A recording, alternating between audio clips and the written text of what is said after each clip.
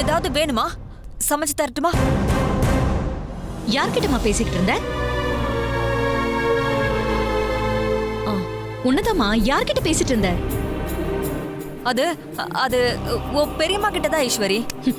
ஓ, பெரியம்மாவா? சரவணனோட அம்மா எனக்கு எப்போ பெரியம்மா ஆனாங்க? என்னம்மா முறையவே மாத்திரியே? அம்மா, எவ்வளவு நாளா இது நடந்துகிட்டு இருக்கு? கேக்குறல்ல, சொல்லுமா. இல்லடி, டிவில மாப்பிள்ளை பத்தி சொன்னாங்கல்ல, அதான் என்ன ஏதுன்னு விசாரிக்கலான்னு போன் பண்ண.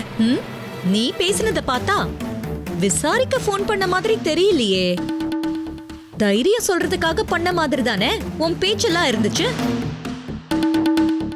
பெத்த பொண்ணு நான் அவங்க யாரும் வேண்டான்னு இங்க வந்து உட்காந்துக்கிட்டு இருக்கேன். நீ எனக்கே தெரியாம அவங்க கூட உறவு கொண்டாடிக்கிட்டு இருக்கியா? அப்புறம் ஏதோ சொன்னியே, 2 பேரும் சேர்ந்து எங்களை சேர்த்து வைக்க படாத பாடுபட்டீங்களா? அப்படின்னா அன்னைக்கு நான் ஹோட்டலுக்கு கூட்டிட்டு போனது விசேஷத்துக்காக இல்ல, என்னையும் சரவணனையும் சேர்த்து வைக்கிறதுக்கு. அதான உண்மை?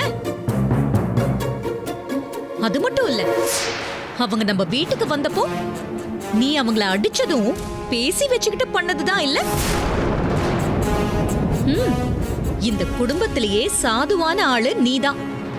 நீ எப்படி கையெல்லாம் நீட்டுறேன்னு நான் ஆச்சரியப்பட்டேன். இப்பதானே தெரியுது அது எல்லாமே பொய்ன்னு. நீ இப்படி எல்லாம் செஞ்சிருக்கேன்னு அப்பாவுக்கு தெரிஞ்சா உன் நிலைமை என்ன ஆகும் தெரியுமா? ஐயோ, வேணாமா ஈஸ்வரி, வேணாமா வேணாமா, சொல்லிடாதம்மா. தயவு செஞ்சு அவர்கிட்ட சொல்லிடாதம்மா. ஏதோ உன் வாழ்க்கை வீணாயிடக்கூடாதுன்னு தான் அப்படி செஞ்ச. அதுல என்னமா தப்பு இருக்கு? தப்புதான்.